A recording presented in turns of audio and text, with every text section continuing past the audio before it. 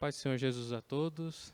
Nós estamos mais uma vez aqui no programa Review, aqui da Igreja de Vila Medeiros, da IAP de Vila Medeiros. Hoje eu estou aqui entrevistando o pastor Efraim, né, que foi o pregador do último culto de sábado. E a gente está tendo uma série aqui na Igreja de Vila Medeiros, que é Uma Coisa Ainda Te Falta, né, pastor? E a ideia dessa série, né, só falando um pouquinho dela, é de que Jesus fala isso para o jovem rico, né? Quando o jovem rico fala, eu obedeço todos os mandamentos. E quando Jesus vai dizer, só uma coisa ainda te falta, ele falava sobre o amar a Deus sobre todas as coisas, né? Ser submisso a Deus e tudo mais. E a gente já teve essa primeira mensagem que foi ministrada pelo pastor Rivaldo, né? Então todas as outras que vieram são um complemento dessa primeira, né? Que foi o amor a Deus sobre todas as coisas. A segunda mensagem foi o poder do Espírito, né? Que foi o pastor Alan que ministrou. A terceira foi eu que ministrei, que foi sobre a submissão à palavra. E agora o Senhor sobre a vida devocional, né? Então, pastor, é, pensando assim na mensagem que você trouxe, né? O texto base que você usou foi Marcos 1:35, que diz o seguinte: De madrugada, quando ainda estava escuro, Jesus levantou-se, saiu de casa e foi para um lugar deserto, onde ficou orando. Pastor, para a gente começar, né? O que é o devocional? Já que esse foi o tema que o senhor trouxe esse sábado. A paz do Senhor, queridos.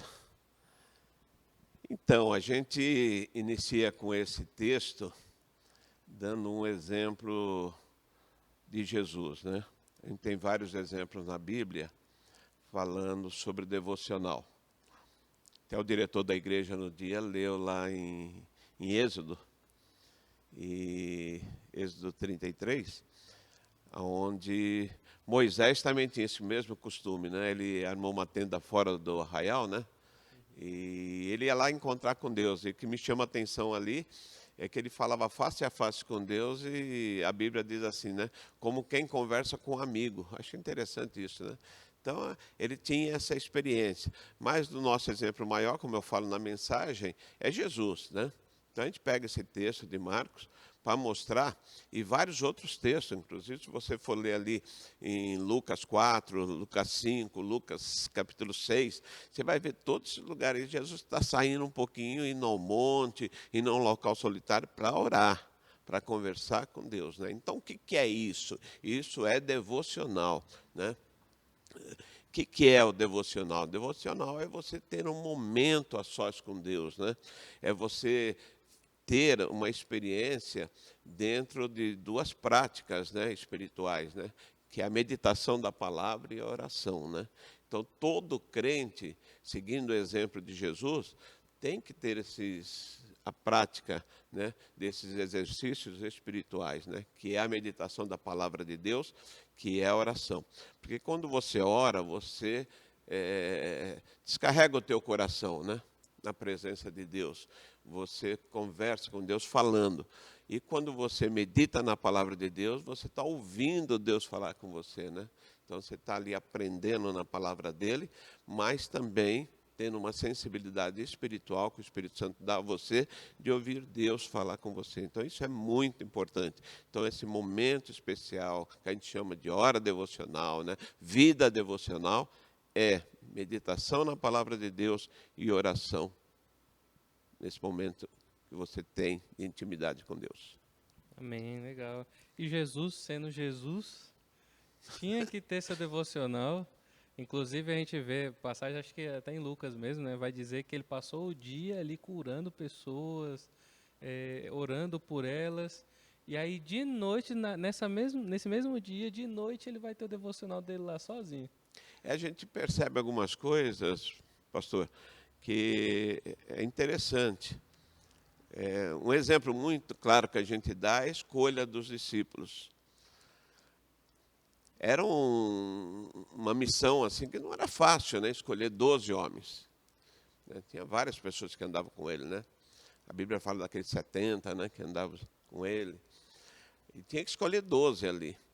E ele não fez isso assim de orelha, né?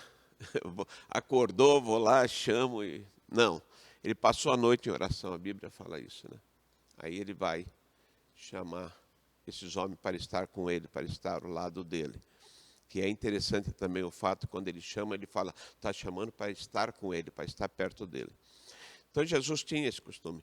Você não vê Jesus orando, repreendendo o demônio e curando a enfermidade, se preparando às vezes na presença do doente, sabe? Ficando ali 15 minutos, 1 hora orando com o doente, né? Tipo, me dá uma horinha aí, deixa eu me recarregar. É, você não vê isso. Você vê Jesus chegando, como diz lá, centurião lá, uma só palavra, né? Diga uma só palavra. E Jesus falava uma palavra, o doente ficava curado. Mas de onde vinha isso? A gente tem que lembrar que ele passou a noite em oração, né? Então ele se preparou lá, e para que no dia, quando ele estivesse pregando, quando ele estivesse anunciando o reino, ele tinha esse poder de uma palavra só ele expulsar um demônio, uma palavra só ele curar um enfermo. Legal. Então, fica um ensinamento pra gente, né? A gente precisa estar preparado em todo Por momento, né? exemplo, Graças a Deus. Mas, pastor, então, assim, a gente entendeu o que é o devocional, né? Questão da oração, questão da leitura bíblica, né? Mas, assim, o porquê que o crente ele precisa ter uma vida devocional? Como que a gente explica isso? Porque, assim, tudo bem, a gente entendeu o que é o devocional, mas por que tem que ser uma prática diária, como a gente vai sempre dizer, né? Por que a gente enfatiza tanto isso? é interessante quando a gente pensa por que a igreja fala tanto nisso, né? Por que é tanta mensagem sobre devocional, né? Existe um segredinho aí para a gente estar muito ligado com Deus. Existe um segredinho para você viver uma vida vitoriosa, para você ter maturidade espiritual, né? Deus espera isso dos seus filhos, maturidade, sabe? Deus não espera filhos assim, fracos na fé, né? Caindo aí fora no mundo, né? Sujeito aí às armadilhas que Satanás tem colocado na nossa vida. Deus espera filhos que sejam maduros. E o segredinho disso que a Bíblia fala é permanecer nele, é estar com ele, é estar junto dele, né? Eu comentei agora que quando ele chamou os discípulos, ele chamou para permanecer com ele. Essa foi a primeira, e a segunda era para pregar o evangelho. Então, primeiro permanecer com ele, segundo pregar o evangelho. Então, nós temos a primeira missão que a Bíblia fala para o crente, é vivermos para a glória de Deus. Vivermos para estar junto com Deus, né? E a Bíblia é muito clara nisso. A gente vai ver que João mesmo vai deixar isso muito claro, né, em 2 textos que tem, no capítulo 8, capítulo 15, né? No capítulo 8 ele vai dizer, se nós permanecemos na palavra dele, né, nós verdadeiramente seremos discípulos dele, conhecereis a verdade vos libertará. Que verdade é essa palavra de Deus? Conhecer a palavra, viver a palavra, permanecer na palavra, para nós sermos discípulos dele, senão nós não somos. Isso no capítulo 8. No capítulo 15 ele vai falar, quando ele vai dizer que ele é aquela a videira verdadeira ali, nós temos que estar ligado com ele, né? Ele fala, vocês permanecereis em mim, né? Pedirei tudo o que quiserem será feito, permanecer nele. Então tem um segredinho. E que forma que eu permaneço nele? Através da devocional, né? Então a igreja tem por obrigação de orientar o crente, olha, permaneça em Jesus, através da palavra, através da meditação, através da oração, né? Porque se ficarmos nos alimentando apenas nos cultos, e durante a semana a gente esquecer disso, na minha casa, no meu trabalho, eu vou ficar um crente fraco e sujeito às intempéries que o diabo traz para as nossas vidas. Tá, então pera aí. Então quer dizer que não basta eu levantar a mão no culto, falar aceito Jesus como meu Senhor e Salvador, me batizar, e aí eu venho para a igreja todo sábado. Isso não é permanecer em Cristo, não tem nada a ver. Eu não, é porque assim, a gente sabe, né, que algumas pessoas vão interpretar que permanecer em Cristo é simplesmente vir aos cultos, né? É ser crente. É ser crente. Eu sou crente, eu pertenço à igreja. Meu pai era crente, meu pai avô era crente. Minha família é crente, então eu estou indo na igreja. Eu sou um crente até ativo na igreja, às vezes, né? Até ativo, né? o ativista, né? Ele trabalha, né? Jesus não nos chamou para isso. Você não vai encontrar em lugar nenhum falando assim, que ele nos chamou. Isso aí eu faço porque eu estou nele, porque eu permaneço nele, então eu me dou para a igreja, né? Mostrar fé pelas obras, né? Aí eu vou fazer. Não o contrário. Não o contrário. Então, primeiro eu tenho que permanecer nele, né? Então, é necessário isso. E por que a igreja tem esse cuidado? Por que os pastores falam isso, né? Por que a igreja se preocupou em fazer essa série? Uma coisa ainda te falta, né? Nós estamos falando do amor a Deus, né? É a principal coisa, amar a Deus, amar a Cristo, né?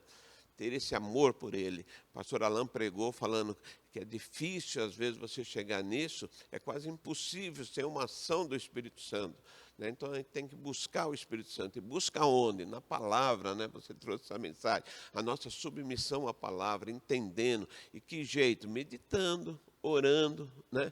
Então, é um caminho, né? Para quê? Para que eu possa vencer as astutas ciladas do diabo. Porque nós temos 3 inimigos, né, que se pregam bastante sobre isso, né? Então, quando a gente fala assim que o mundo, a carne e o diabo, né? E o pior desse é a carne, né? A nossa carne é tendenciosa, né? Ela tem assim um desejo muito forte, né? João, na primeira carta dele, ele vai falar sobre isso, né? Ele vai falar sobre a concupiscência dos olhos, a concupiscência da carne e a soberba da vida. Ele vai tocar nisso, né? Foi isso que derrubou os nossos primeiros pais lá no início, né? Quando Eva olhou para o fruto, né? E achou que era desejável ali, né? Quando ela pegou aquele fruto para comer, né? E comeu aquele fruto ali, né? E achando que ia ter entendimento. Então, ela vai cair sobre esse pecado, né? Quando Jesus é tentado, né? Jesus é tentado transformar a pedra em pão. Ele é tentado a ganhar tudo, que ele falou, todos esses reinos eu vou te dar, né? Ele vai tentar falar para ele fazer um grande milagre. Olha, se joga daqui de cima do templo lá embaixo, que está escrito. Ele usa a palavra, né? Aos seus anjos dará ordem, né? Então, O mesmo modus operandi, né? Usa a palavra e distorce. E a gente cai nisso, se você não conhecer, não tiver uma vida devocional, você cai nisso, né? E, então, é interessante isso, né? Nós temos um exemplo lá de Gênesis, né? de Êxodo, né? Da saída do povo ali do Egito, né? Eu toquei nisso na mensagem também. Eu acho que é interessante a gente comentar sobre isso também, porque são propostas que o mundo faz. E o crente que não leva uma vida devocional, de oração, de meditação da palavra, ele cai, ele não percebe as astutas ciladas do diabo, ele não percebe. Você tem que ter uma sensibilidade espiritual, né? E para ter a sensibilidade espiritual, você tem que estar ligado na palavra e na oração. Com certeza. Eu achei fantástica a sua explanação sobre as 4 propostas, né, que Faraó faz para Moisés. Explica um pouco para a gente assim, o que isso tem a ver com o nosso devocional hoje, Igreja Moderna, 2023? Se a gente perceber, pastor, eu estou achando muito legal esse negócio dele me chamar de pastor. Eu até comentar isso. Pastor Eric, a gente está muito feliz com ele. Ontem ele ganhou um bolo. A gente percebe, diz que tudo que foi escrito, Romanos vai falar isso, foi escrito para o nosso ensino, né? O que foi escrito lá, passado ali, foi escrito para nos ensinar hoje. Então, nada na Bíblia está ali por acaso, nada na Bíblia está ali apenas como uma curiosidade. Tudo que você lê, querido, você pega assim, isso aqui está me dizendo alguma coisa. Por isso, quando a gente faz a meditação na palavra de Deus, a gente faz pergunta para o texto. Sabe? O que esse texto está me ensinando? O que ele está revelando sobre Deus? O que ele está me alertando sobre algum pecado? A gente tem que fazer pergunta para o texto. Então, quando você vai ler, quando Moisés, Deus pede para ele tirar o povo dele do Egito, né? E levar para aquela terra prometida que mana leite e mel, Moisés vai com uma missão, falar com o Faraó e dizer a Faraó assim, olha, eu quero tirar o meu povo, nós precisamos ir lá para o deserto para adorar o nosso Deus, né? E Deus mesmo avisou Moisés, já vou endurecer o coração dele. E quantas vezes você já perguntou assim, mas por que Deus fez isso? Já não derrubou o faraó, deixou o povo sair. E vinham as pragas, Moisés pedia de novo, e Deus endurecia o coração. Por quê? Então a gente faz pergunta para o texto, porque tinha ensinamento para nós ali. Tinha ensinamento. Era importante que Faraó fizesse as propostas. Porque essas propostas são as que são feitas pelo mundo até hoje, queridos. E a gente tem que ficar atento para isso. Então a gente vê que quando o Faraó já está cansado, já tinha passado 4 pragas, ele dá uma proposta para Moisés. Ele fala assim: você quer ir servir ao teu Deus, você quer ir lá, então vai. Mas não precisa sair do Egito. E você falou o que traz isso para nós hoje, né? Hoje nós somos tentados, queridos, fica até bonito falar que sou evangélico, né? Virou uma coisa chique, né? Virou uma coisa chique, falar, eu sou evangélico. Tá bom, Satanás fala, tudo bem, não está mínimo preocupado com isso. Pode ser evangélico, mas não saia do mundo. Olha a primeira proposta. Pode ser, sabe? Fica com um pé aqui e um pé lá. Seja um crente legal. Isso. Então é uma proposta. E muitos crentes, por falta da devocional, de meditar na palavra, da oração, caem nisso. E acham que é normal.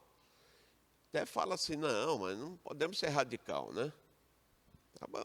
E a história de pegar a cruz e seguir Jesus? Onde que fica?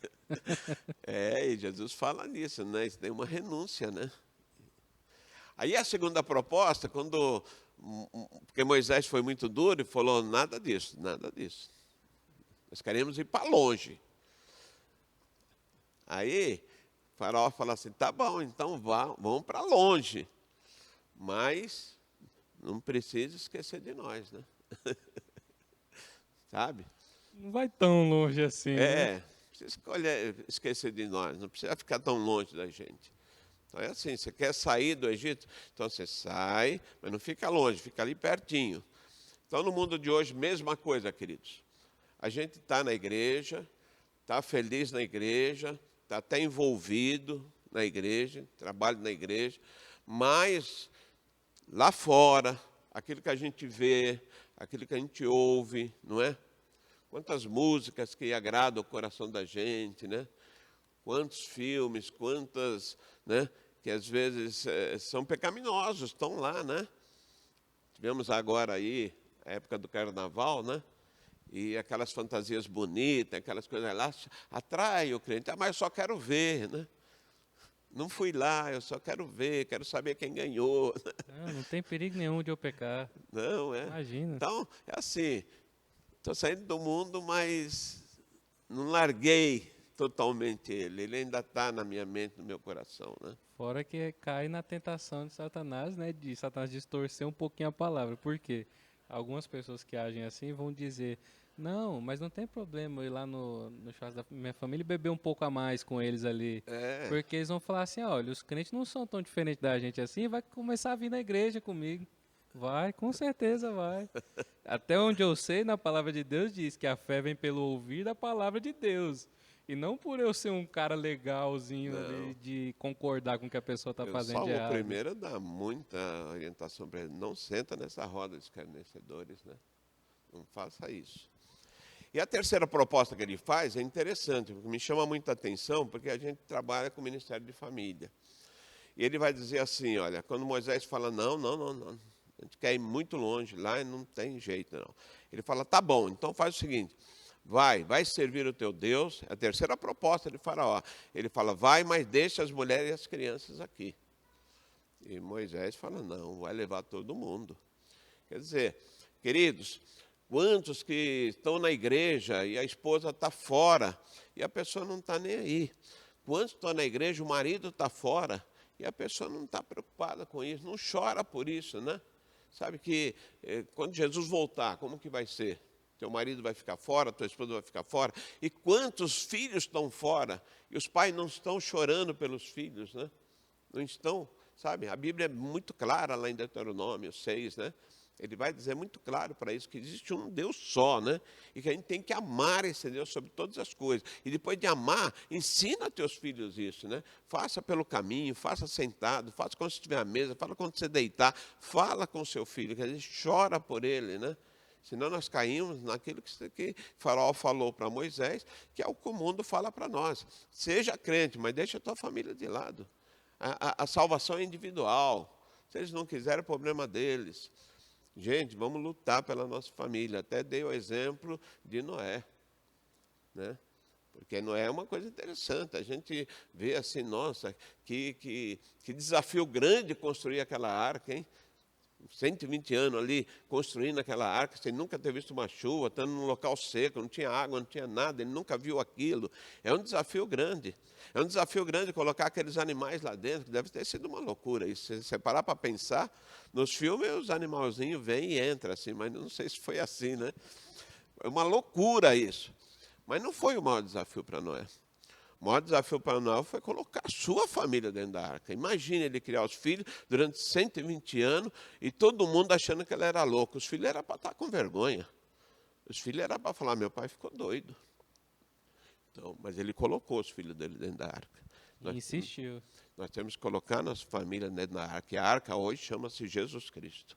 Colocar nossa família nas mãos de Jesus. Então, essa foi a terceira proposta. A quarta proposta, ele falou, tudo bem, quando começou a vir mais praga, né?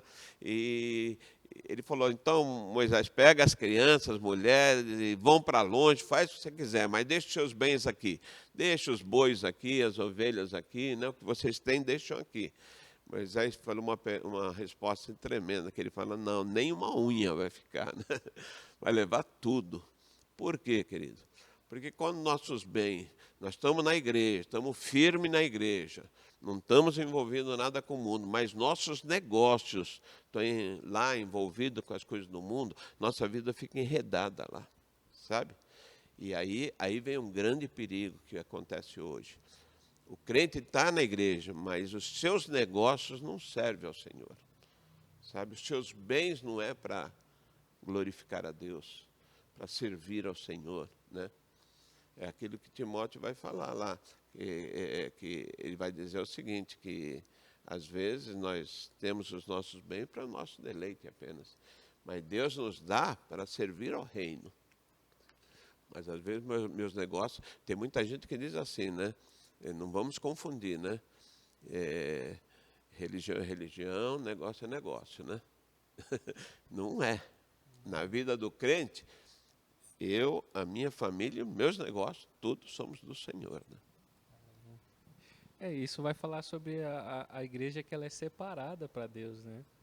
Interessante, teve uma hora que você comentou aí, que você falou que Moisés foi firme, né? Ele falou, não, vamos todo mundo, vai tudo embora. E isso me fala sobre a santificação da igreja, né? A separação da igreja. Nós, por essência, somos separados do mundo. Sim. Não tem, Jesus, acho que o próprio Cristo vai dizer, né? Que comunhão que há entre a luz e as trevas, né? Não tem comunhão. Então, quando a gente olha esse texto e a gente se aprofunda nele, a gente vê a importância. Porque o que é a vida devocional se não se separar? Eu estou me separando do meu trabalho um tempo, estou me separando o tempo dos meus problemas ali, da correria do dia a dia, para me santificar e buscar a Deus, né? E da mesma forma a igreja se separa do mundo, né? Se santificando, buscando a Deus. A própria Bíblia fala isso, né? E é um dos mandamentos de Deus, sede santo, porque eu sou santo, né? Pedro usa isso, mas ele traz lá do Velho Testamento, né?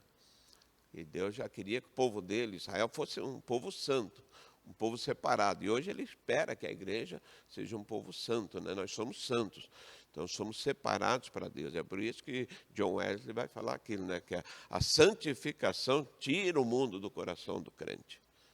E a falta de santificação deixa o mundo dentro do crente. Então, quando a gente não tem uma vida separada, santificada, de devocional, de leitura da palavra, de meditação nela, né, de oração, é difícil você levar uma vida santificada, né? E quando nós não estamos com uma vida santificada, o mundo ainda está em nós, né? Então, às vezes, nós até falamos assim, eu saí do mundo, mas o mundo não saiu da gente, né? Então, a vida santificada tira o mundo do crente, né? Que é o que precisa acontecer. Com certeza. Amém, pastor. Muito bom essa conversa aqui com o senhor. Amém. Esse programa ele passa aqui no canal da Promessa Vila Medeiros todas as quartas às 20 horas, né? E eu queria pedir para o pastor encerrar com oração aqui para a gente, Amém. tá bom? Para que essa palavra entre no nosso coração, para que a gente seja transformado, né? E que ela venha dar fruto no nosso coração, né? Na nossa vida. A gente precisa dar muita importância para isso, queridos. Quando a gente aceita Jesus como Senhor e Salvador da nossa vida, Deus espera que o Evangelho faça diferença em nós, faça mudança, né? E é isso que a gente pede a Deus, para que a gente possa levar essa vida santificada. E você com uma vida santificada, dedicada a Deus, amando a Deus sobre todas as coisas, você vai ter prazer em estender as mãos e dizer, eis-me aqui, ó Senhor. Aí você vai, né, trabalhar na evangelização, principalmente, né, discipular vidas, né? Porque você é um verdadeiro discípulo do Senhor, né? Porque ele fala, se alguém quer ser discípulo dele, tem que permanecer nele. E permanece nele através de uma vida devocional. Vamos falar com Deus, então. Vamos fechar nossos olhos. Senhor, meu Deus, muito obrigado, Pai. Nós estivemos aqui conversando, eu, pastor Érico. E, ó Deus, obrigado. Obrigado porque a Tua palavra ela é viva e eficaz, ó Pai Santo. Ela nos orienta, ela nos mostra, meu Pai. E hoje, fazendo a devocional de manhã, eu li um texto, ó Pai, que dizia que o Senhor nos ensine os Teus caminhos, ó Pai, para que possamos andar nas Tuas verdades. Senhor, nos ensina, Pai Santo, e dá-nos a nós um coração, Senhor, fiel, para que a gente possa honrar o Teu nome, Pai. Nos ajude nisso, Senhor, para que nós, como crente, a igreja, cada irmão que está nos ouvindo e nos vendo, possa também se preocupar, Senhor, em ter esse momento, essa hora devocional, esse momento especial contigo, meu Pai. Jesus ensina isso, ele fala, vai para o teu quarto, fecha a tua porta e fala com Deus. Aquele que te vê secretamente, ele conhece as suas necessidades. É o momento de nos derramar, o momento de estarmos falando com Deus. Senhor, ajuda-nos, ó Pai. Ajuda para que a igreja possa ser fortalecida. Ela tem uma missão a cumprir nesse mundo e não conseguimos fazer isso sem uma vida santificada, separada, meu Pai, uma vida, Senhor, dedicada a Ti. Por isso, nos ajude. É o que eu peço e te agradeço por esse momento, no nome de Jesus. Amém. Amém. Obrigado mais uma vez, pastor. Obrigado a você, filho. E a mensagem completa, né, do culto de sábado vai estar aqui no nosso meio, aqui, ó. É só clicar aqui que você consegue acessar a mensagem na íntegra, tá bom? Deus abençoe vocês. Obrigado, pastor. E até a Amém. próxima quarta-feira, se Deus quiser. Paz.